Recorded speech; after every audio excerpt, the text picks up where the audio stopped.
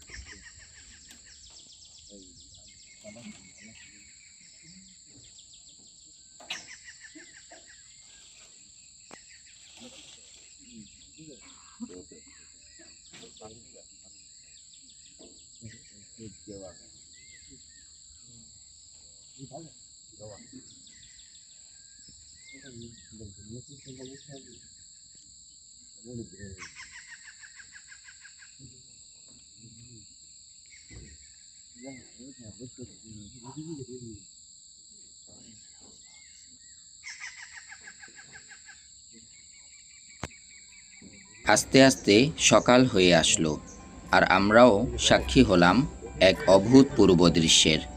এই মুহূর্তটি আমার এই ট্যুরের সবচেয়ে সেরা মুহূর্ত ছিল। সুন্দরবনে 10,000-এর অধিক খাল ও নদী জালের মতো ছড়িয়ে রয়েছে, যা এই বনকে এক অপার প্রাকৃতিক সৌন্দর্যে ভরিয়ে তুলেছে।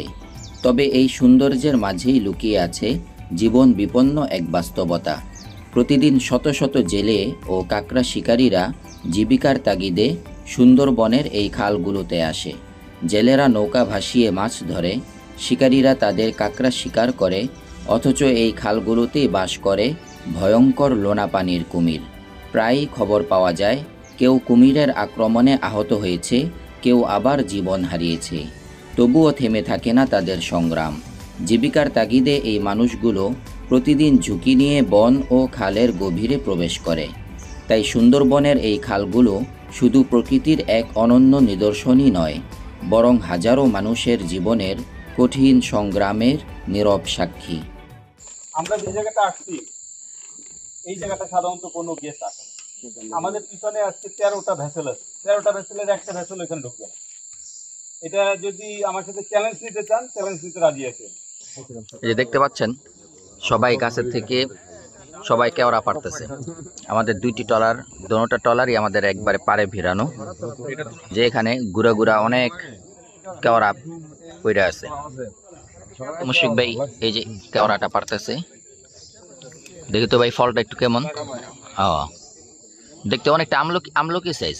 হ্যাঁ, খাইতে অনেকটা এই জায়গার লোকাল লোকজন এই যে খালে যে মাছ মারে, ওই মাছ দিয়ে কেওড়া দিয়ে রান্না করে খায়। এটা একটা টক আমের চেয়েও তুলনামূলক বেশি টক। কিছু কিছু কেওড়া আছে এই পরিমাণ টক, যেটা খাইলে একদম মাথায় কারেন্টের মতো শর্ট করে, এই পরিমাণ টক। মানে কেওড়া কামড় দিয়েছে, কেউ চোখ বন্ধ করে না, এই ঘটনা ঘটে। কেওড়া ফল হরিণের খুব পছন্দের খাবার। যে এলাকা দিয়ে কেওড়া গাছ বেশি, কেওড়া ফল বেশি, ওই জায়গায় হরিণের ইয়েও বেশি। পাকা কেওড়াটা বিশেষ করে বেশি পছন্দ করে। আর এই যে এই পাতাটা কর্মর করে, খুব পছন্দ করে, চিপসের মতো কর্মর করে। এই যে সবাই কেওড়া পাইরা এখানে জমাইছে, আর মুশফিক ভাই অবস্থাবন্দি করতেছে, বাসায় নিয়ে যাইব।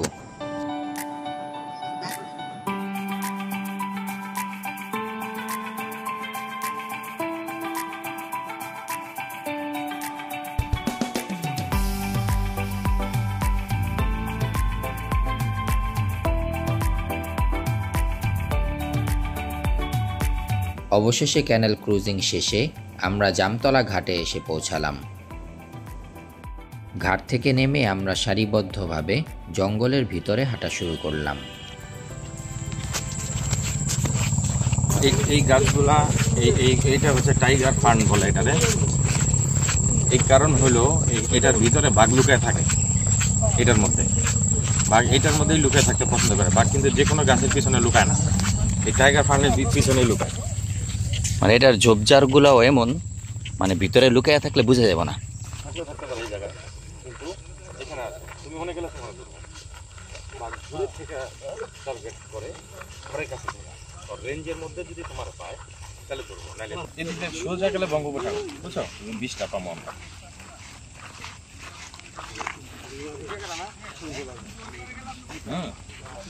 রোদটা উঠলে একটা সুন্দর লাগছে।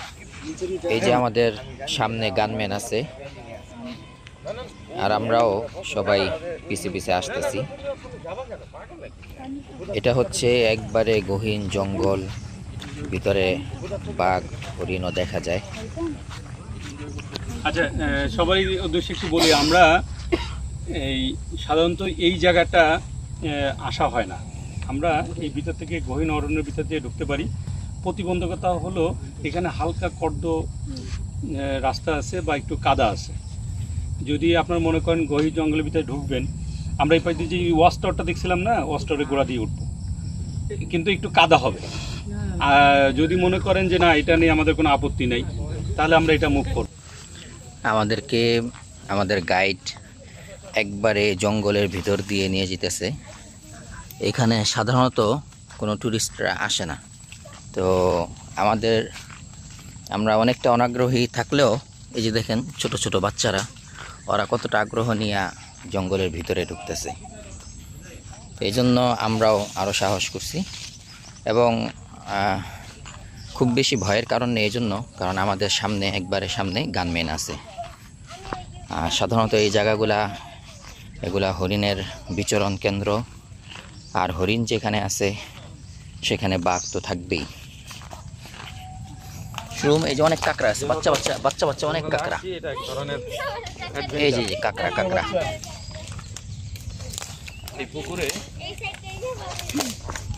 বাঘও আসে।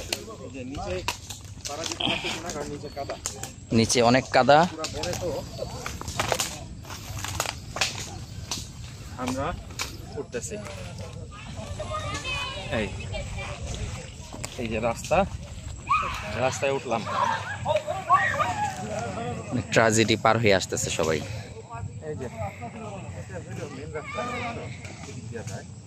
এই যে বাচ্চারা পর্যন্ত আসছে এদিক দিয়া। প্যাক কাদা সেটা সমস্যা না, সমস্যা হচ্ছে অনেক পরিমাণ কাঁকড়া, ছোট ছোট অনেক কাঁকড়া। তো আমাদের জঙ্গল সাফারি শেষে আমরা এখন আবার আমাদের বোটে চলে যাচ্ছি। তো এটা অনেকটা অ্যাডভেঞ্চার ছিল। আমাদের যে গাইড ছিল একবারে জঙ্গলের ভিতর দিয়ে, একবারে অরিজিনাল ফিল যেটা, তো এমন জায়গা থেকে এখন ফাইনালি আমরা আমাদের শিপে চলে যাচ্ছি। আমাদের জন্য একটা সুসংবাদ আছে, আরেকটা দুঃসংবাদ আছে। দুঃসংবাদ হইতেছে আমরা এখানে কোনো বাঘ দেখতে পাই নাই, আর সুসংবাদ হইতেছে যে আমরা এখানে কোনো বাঘ দেখতে পাই নাই।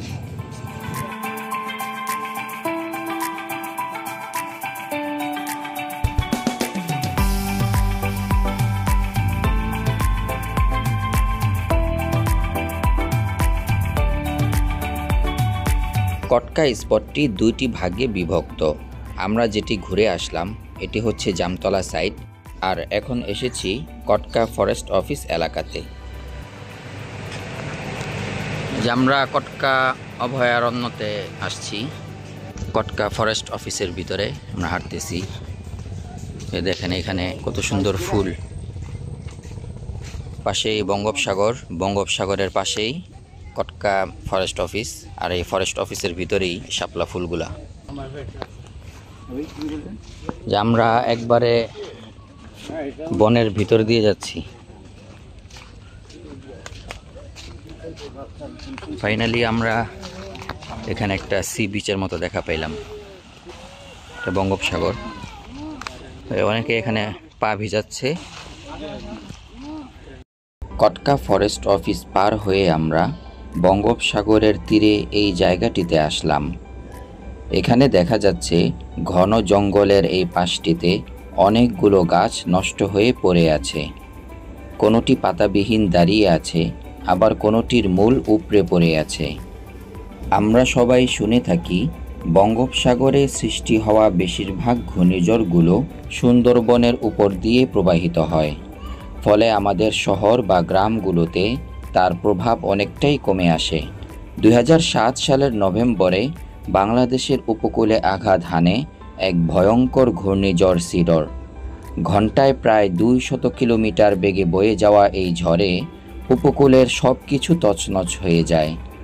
মানুষ হারায় ঘরবাড়ি, ফসল, জীবিকা, আর সুন্দরবন হারায় তার অসংখ্য গাছপালা। আজও সুন্দরবনের গভীরে দেখা যায় সিডরের সেই ক্ষতচিহ্ন। ভেঙে পড়া গাছের অবশিষ্ট অংশ, উপড়ে পড়া মূল, শুকনো ডালাপালা যেন নীরবে বলছে, আমরা বুক পেতেছিলাম ঝড়ে, যেন তোমরা নিরাপদে থাকো আপন ঘরে।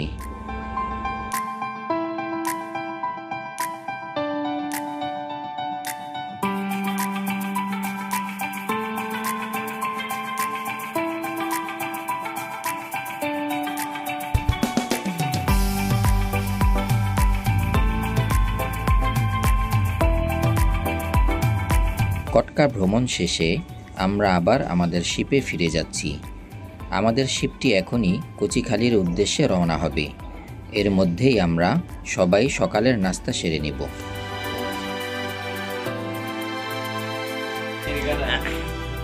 এই যে আমরা নাস্তা শেষ করে আমরা এখন কচিখালির উদ্দেশ্যে রওনা হয়েছি। তো এটা হচ্ছে আমাদের রুম। আমাদের রুম থেকে এত সুন্দর ভিউ আসে যে আমাদের বাহির হওয়া দরকার হয় না। তো এই রুমের পাশে বারান্দা। কটকা থেকে কচিখালি যাওয়ার সময় আমাদের শিপটি একটি সরু ক্যানেলের মাঝে দিয়ে যাচ্ছে। সাধারণত এটির যাত্রাপথ বঙ্গোপসাগরের উপর দিয়ে হয়ে থাকে, কিন্তু মার্চ মাস থেকে অক্টোবর মাস পর্যন্ত সাগর বেশ উত্তাল থাকে। তাই এই সময়ে সমস্ত শিপগুলোকে এই সরু ক্যানেল পাড়ি দিয়েই কচিখালি যেতে হয়। আর ক্যানেলটা এতটাই সরু যেন মনে হচ্ছে হাত দিয়েই গাছগুলো ধরা যাবে। আমরা দুপুর 12টার দিকে কচিখালি পৌঁছাবো। কচিখালি পৌঁছেই আবার জঙ্গল সাফারির জন্য বের হব। আমরা এখন শিপ থেকে আবার ট্রলার নিয়ে যেতেছি কচিখালির উদ্দেশ্যে। আচ্ছা, পুরাটাই কচিখালি, খুব সম্ভবত যে পিছনের যে চরটা দেখা যেতেছে আমরা সেখানে যাব এখন। আমরা এখন ট্রলার নিয়ে ক্যানেল ক্রুজিংয়ের জন্য বের হলাম। আর আমাদের ট্রলারটি ঘন সবুজের মাঝে বুক চিরে বনের গভীরে প্রবেশ করা শুরু করলো। তপ্ত দুপুরের প্রখর রোদ যখন আমাদের ক্লান্ত করে দিচ্ছে, ঠিক তখনই জঙ্গলের ভিতর থেকে আসা হিমেল হাওয়া আমাদের অন্তরে প্রশান্তির দোলা দিয়ে যাচ্ছে।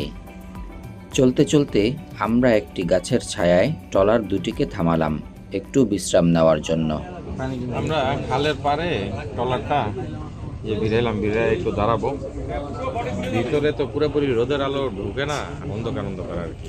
আর পুরো একবারে ঘন জঙ্গল, মানে সাধারণত যেখানে পশু প্রাণীরা থাকে আর কি। তো এখানে আসলে আমাদের নামার সাহস হইতেছে না, আবার যে কোনো সময় এখানে আক্রমণ আসতে পারে। এখানে আমাদের ট্যুর গাইড মামুন ভাই সুন্দরবন সম্পর্কে আমাদেরকে বেশ কিছু তথ্য উপস্থাপন করেন। তিনি আমাদের কাছে জানতে চেয়েছিলেন আমরা রিল্যাক্স ট্যুর চাই নাকি অ্যাডভেঞ্চার। তার উত্তরে আমরা সবাই বলেছিলাম অ্যাডভেঞ্চার চাই। এবার আমরা আবার যাত্রা শুরু করলাম। এবার বেশ অ্যাডভেঞ্চারের মুড নিয়েই সবাই সামনে আগাতে লাগলাম। আমাদের ট্যুর গাইড বলল এখান থেকে নাকি প্রায়ই হরিণ দেখা যায়। তাই আমরাও চোখ কান খোলা রেখে চারপাশ দেখে সামনে আগাতে লাগলাম। এর মধ্যেই হঠাৎ একসাথে দুটি হরিণ দেখতে পাই। হরিণ দেখা মাত্রই আমরা অ্যাডভেঞ্চার নিতে ট্রলার থামিয়ে সবাই এই জঙ্গলে নেমে পড়ি। এটা ফাইনালি জঙ্গল, হ্যাঁ এটা ফাইনালি একবারে গহীন জঙ্গল। কিন্তু সে অ্যাডভেঞ্চার হবে। যে আমরা ট্রলার থামাইয়া যেই জঙ্গলে উঠলাম, এই জঙ্গলে আমরা একটু আগে একটা হরিণ দেখছিলাম, তো এই জন্য আমরা এই জঙ্গলটাতে নামলাম একটু রিয়েল অ্যাডভেঞ্চার নেওয়ার জন্য। এই জায়গাটা যেহেতু আমরা জঙ্গলের ভিতরে, এখানে তো আর রাস্তা অনুকূল না, তো এখানে এই যে অনেক কাদাটা পার হইতে সবার একটু বেগ পোহাইতে হইতেছে, সবাই পার হয়েছে। আর আরেকটা বিষয় আমি একটু দেখাই, এই যে এটা কি জানি একটা পাতা, এই প্রথম আমি দেখলাম, কিন্তু পাতাটার ভিতরে কাটা কাটার মতো। এই পর্যন্ত অলরেডি 2-3 বার খোঁচা খাইয়া এই হাত পা কেটে লাইছে। তো আমরা দেখি যে একবারে জঙ্গলের মাঝে এই যে এখানে অনেক প্রাণীরা যে হাঁটাচলা করছে, এটার অনেক পায়ের ছাপ আছে এখানে। যেহেতু আগেই বলছিলাম যে এটা যেহেতু গতানুগতিক রাস্তা না, জঙ্গল, তাই আমাদের এখানে রাস্তাটা এতটা আরামদায়ক হবে না। তাই হলো এই যে রাস্তাটা দেখতে পারতেছেন, একবারে কাদা, কিন্তু একদম নিঃশব্দ জঙ্গল। বাহিরে যেখানে অনেক রোদের তাপ, সেই জায়গায় এখানে একবারে অনেক ঠান্ডা, এসির মতো ঠান্ডা। আর এখানে গাছের মূল দেখা যেতেছে, শ্বাসমূল অনেক বড় বড়। দেখি তো সামনে কি আরো প্রতিকূল রাস্তা না অনুকূল বুঝতেছি না। আর অল্প কিছু রাস্তা মনে হয় এমন, সামনে মনে হয় একটু ভালো রাস্তা। হ্যাঁ, একটু শুকনা দেখা যাইতেছে।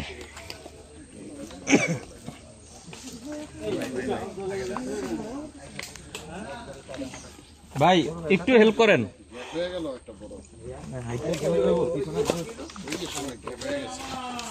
অনেক প্রতিকূলতার পরে এই রাস্তাটা একটু ভালো দেখা যেতেছে।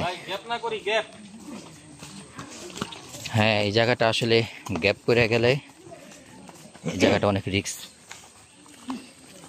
এখানে অনেক হরিণের পায়ের ছাপ দেখা যেতেছে। এটা বাঘ চলাচলের রাস্তা। ভাগ্য খারাপ থাকলে বাঘের সাথেও দেখা হইতে পারে।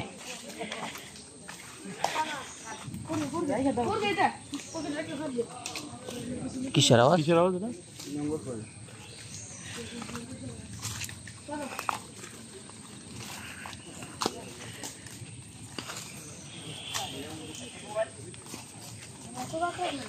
ভাই সাপটারে ভয় লাগে আমার ভাই।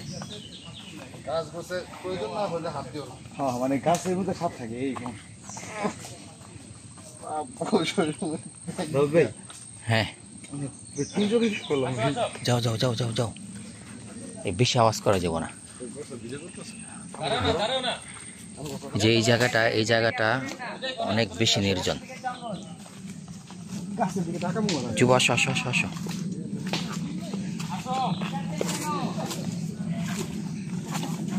গা হিম করা পরিবেশ।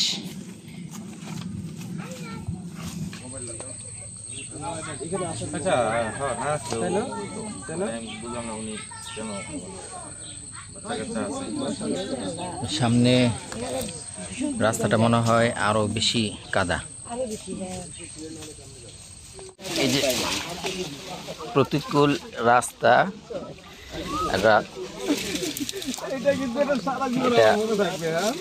এটা তো রাস্তা না, এটা আসলে কি বলা যেতেছে না।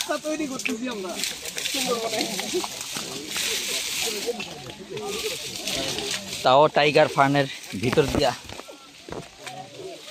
টাইগার ফার্ন হচ্ছে যেখানে মূলত বাঘ। ভাই পাড়া দিছেন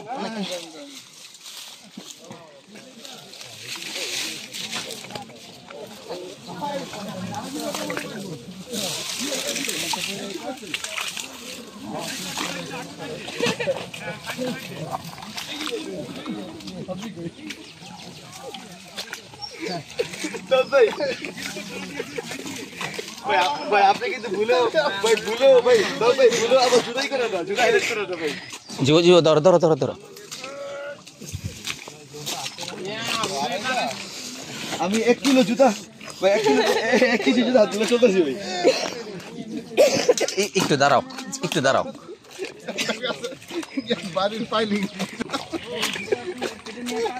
ম্যাডাম কেমনে আছেন? দেখেন আমি সকালে আমার ট্রাউজার জিন্স নষ্ট হয়েছে এগুলো তুলি ভাই, এগুলো ওইটা পরে আসতে পারতাম একটা উপরে যেত মামুন ভাই মনে আজকে মাইর টেকাইব। আচ্ছা ভালো কথা তো লেক কিনে টানতে পারতো বোটটা নাকি? এটা পুকুর না পুকুর পুকুর পুকুর পুকুর।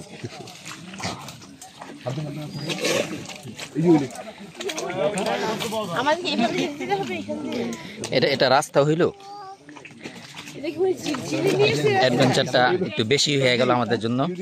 কাটা নাই ভাই আমাদের অ্যাডভেঞ্চারের একটু লেভেলটা দেখেন, দেখি তো এই যে যেভাবে দিয়ে তোমার হাতের কি অবস্থা। আঙ্গুল একটু দাও এই যে-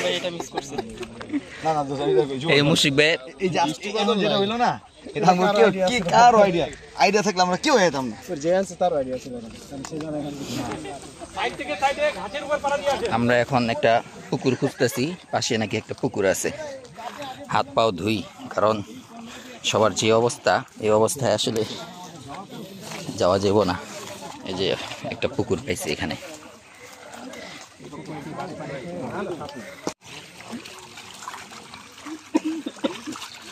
এই জায়গাটাই মূলত আসলে বাঘে পানি খেতে আসে। জঙ্গলের ভিতরে যেহেতু মিঠা পানির ব্যবস্থা নাই, তো সরকার কর্তৃক এমন অনেক পুকুর করা আছে যেগুলোর মধ্যে বাঘ আইসা আইসা পানি পান করে। খুব ভয়ঙ্কর জায়গা এটা। সুন্দরবন বাঘ সংরক্ষণ প্রকল্প, এই জায়গাটাতে বাঘ প্রায় চলাচল করে।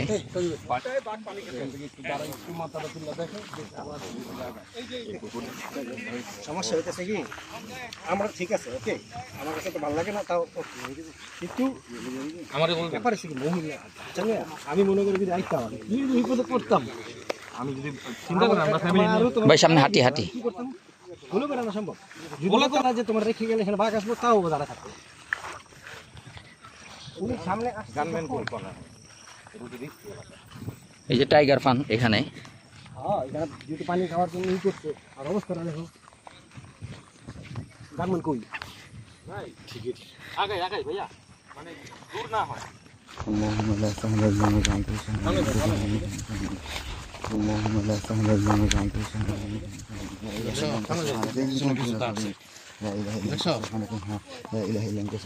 আমরা গানম্যান ছাড়াই এখন ওই পাশে যেতেছি, যদি এটা অনেক রিস্কের বিষয়, কারণ এই জায়গাটা সবসময় বাঘ থাকে এবং আমরা যে রাস্তা দিয়া যেতেছি এই রাস্তাটাই মূলত বাঘের রাস্তা। বাঘ সকাল বিকাল প্রায় প্রতিদিন এই রাস্তাটা দিয়েই, যে আমরা পিছনে যেই পুকুরটা দেখে আসলাম সেই পুকুরটাতে পানি পান করতে যায়। বাঘ যায়, হরিণও যায়। আরে কই দাঁড়াইবো, লাগান লাগান। আপনার গাইড ওদিকে এখন গাইডই তো নাই। ওই জায়গায় যাই, নিরাপদে যাই। সব লোকজন ওদিকে আপনি বুঝতেছেন ব্যাপার হচ্ছে কি জানেন, এইটা করাতে মানে সবার মানসিক ভাবে কি হয়ে গেছে, মানে সবাই এখন চাইতেছে এখান থেকে বের হয়ে জায়গায় যেতে, বুঝছেন?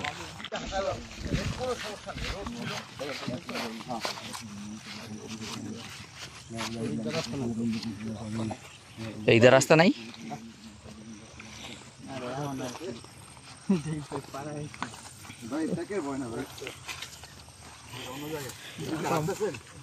আমরা যে জায়গাটা দিয়ে হাঁটতেছি এখানে মূলত বাঘ আর হরিণ ছোটাছুটি করে, আর সামনে যে ওয়াচ টাওয়ারটা দেখা যেতেছে এখান থেকেই টুরিস্টরা আসলে বাঘ আর হরিণ দেখে।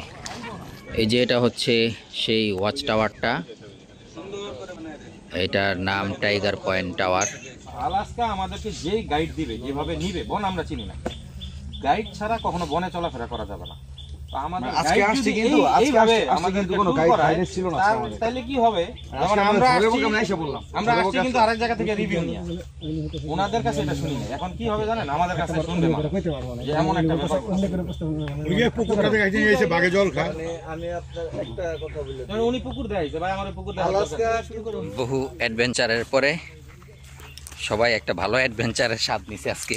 ভালো লাগলো আমার কাছে এটা। সত্যি কথা আমার সাথে একটা খারাপ লাগে না, কারণ কি আমি পাহাড় গিয়ে এই ধরনের বহুত কিছু তো কি করছি। ভাই গানম্যান আইতেছে আমাদের সাথে? আচ্ছা গানম্যান আইলে তো ভালো, আর গানম্যানেরও কোনো ভরসা নাই ভাই। আজকে মাত্র শুনলাম যে গান মেনে নাকি বাঘের গুলি করার পারমিশন নেই, মানে ফাঁকা গুলি করব।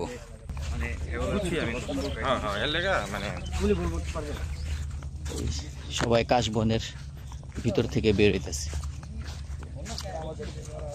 এরপর রাস্তা কোনটা? এই জায়গাটা খুব সুন্দর। হলো কচিখালি ফরেস্ট অফিস। আমরা ওই যে কচিখালি ওয়াচ টাওয়ার দিয়ে আসলাম, এটা এই মিঠা পানির পুকুর। এইখানেও ওই যে দেখা গেছে বাঘ চলাফেরা করে, এখানে পানি টানি খায়। এখানে সব লবণ পানি, এখানে কোনো মিঠা পানি নাই। তো যার কারণে পুকুর খনন করছে ওনারা, গোসল খাওয়া দাওয়া সব কিছু এই পানি দিয়ে করে। যেহেতু বাঘ সহ অন্যান্য প্রাণী লবণ পানি খাইতে পারে না, যার কারণে এইখানে এই বাঘ, অন্যান্য হরিণও আসে, এরা পানি খায়। তো বাঘ আসার একটা সময় আছে, ওই সময় মানে এই জায়গার যারা বন কর্মকর্তা, ওই সময়টা ওনারা এই জায়গায় আসে না, কারণ ওনারা জানে যে বাঘ কোন সময় পানি খেয়ে যাবে। হোজাইফা নামতে চায় কিন্তু এই সাইনবোর্ড দেখা ঘাবড়াইতেছে। আমরা একটা প্ল্যান করছি, হোজাইফারে ধাক্কা দিয়া ফালাই দিলে। হোজাইফা খুব, ভাই কে ধাক্কা দিল রে, কে দিল রে, লাস্টে কে দিল রে। ফাইনালি আমরা জঙ্গলের ভিতর থেকে এখানে আসছি। এটাই আসলে মূলত ট্যুরিস্টদের রুট ছিল এটা। আমরা একটু বেশি অ্যাডভেঞ্চারের জন্য আমরা ওই যে গহীন জঙ্গলের ভিতর দিয়ে ঢুকছিলাম। আর তারপরে অবস্থা তো আপনারা দেখছেনই। কি বলো হোজাইফা, আমরা চলে যাই? ট্রলারটা স্টার্ট দিছে, আমরা চলে যেতেছি আমাদের শিপে। খালি ফরেস্ট অফিস থেকে বের হইয়া আমরা আমাদের শিপে যেতেছি। শিপে যেয়ে আমরা সেখানে লাঞ্চ করব, একটু রেস্ট নেব, তারপর আবার আমরা বিকাল 4টার দিকে বের হব।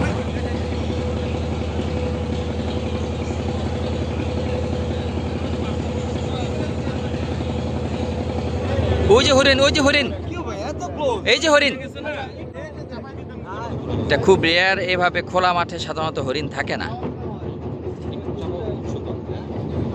আজকের দিনের মধ্যে কিন্তু আমরা অনেকগুলা হরিণ দেখলাম। আর এই যে এখানে আবার একই ফ্রেমে এখানে শূকরও দেখা যায়। এই পাশে শূকর আর এই যে এই পাশে হরিণ।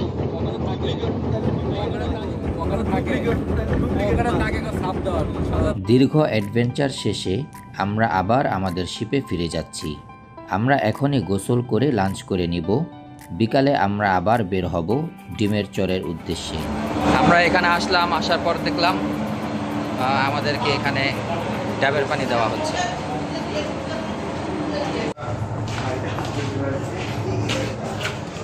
ওই বেটায় যাতে গালিগুলি না খায়, আগেই সবারে ডাবের পানি খাওয়াইতেছে। তো আমরা এখন লাঞ্চ করব। লাঞ্চ করে তারপর আমাদের গন্তব্য হবে এই যে ডিমের চর। এই দেখতে পাচ্ছেন মানুষ ট্রলারে করে যাচ্ছে। তো আমরাও আমাদের সানসেট উপভোগ করব এই ডিমের চরে। যে আমরা এখন লাঞ্চ করতে বসলাম। চিকেন, মাছ, 2 ধরনের ভর্তা আর একটা সবজি, আর সাথে আছে ডাল, অ্যান্ড খাবারের পরে আছে দই। মনে হয় সাগর পথে লিবিয়া পাড়ি দিতেছি ইতালি যাওয়ার উদ্দেশ্যে। তো আমরা এখন যাব ডিমের চর। আমাদের পিছনে যে চরটা দেখা যাইতেছে এটা হচ্ছে ডিমের চর।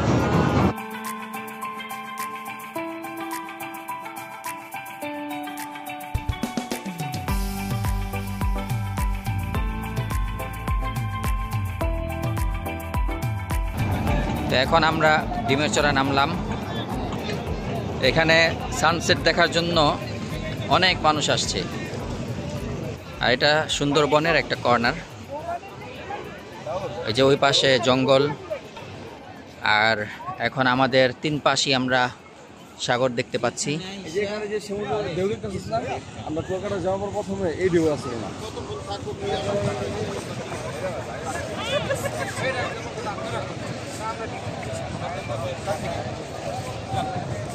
ঘুরতে ঘুরতে এখানে মুরব্বী আঙ্কেলদের একটা গ্রুপ পাইলাম, যারা একরকম জামা পায়জামা ড্রেস পরে আসছে।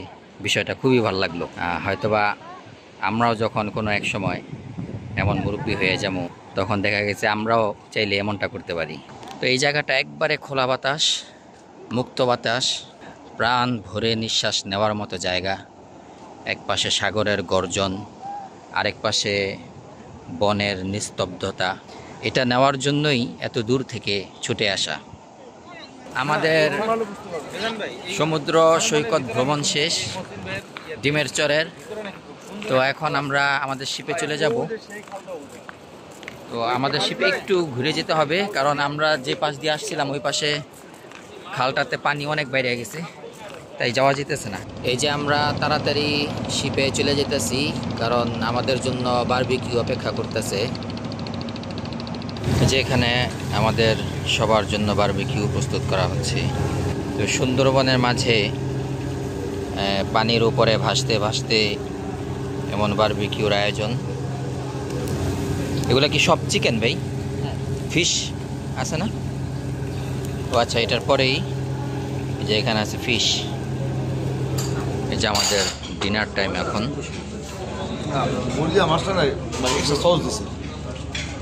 আজকে আমাদের ডিনার আইটেম ছিল barbecue, chicken barbecue, fish barbecue, আর এটা ছিল হাঁস, সাথে রাইস আছে আর আবার পরোটাও আছে। সাথে এটা কি দিছে দেখি, এটা কি সালাদ? আমি তো মনে করছিলাম অনেক কাস্টার্ড টাইপের কিছু। তো আজকে আমাদের সুন্দরবন ট্যুরের শেষ রাত্রি, আর আজকে সারাদিন অনেক ঘোরাঘুরি শেষে সবাই অনেক টায়ার্ড, সবাই তাই তাড়াতাড়ি ঘুমায় যাব। তো ঘুমানোর আগে আপনাদেরকে একটা সুন্দর আয়োজন দেখাই। এই যে এখানে দেখেন, আজকে আমাদের শিপ এমডি আলাস্কার পক্ষ থেকে একটি সাংস্কৃতিক অনুষ্ঠান ও বাচ্চাদের জন্য একটি আর্ট প্রতিযোগিতা অনুষ্ঠিত হয়। এই যে দেখেন, বাচ্চারা সবাই খুব মনোযোগী হয়ে আর্ট করতেছে। এখান থেকে 1, 2, 3 যারা হবে তাদেরকে আবার পুরস্কারও দেওয়া হবে।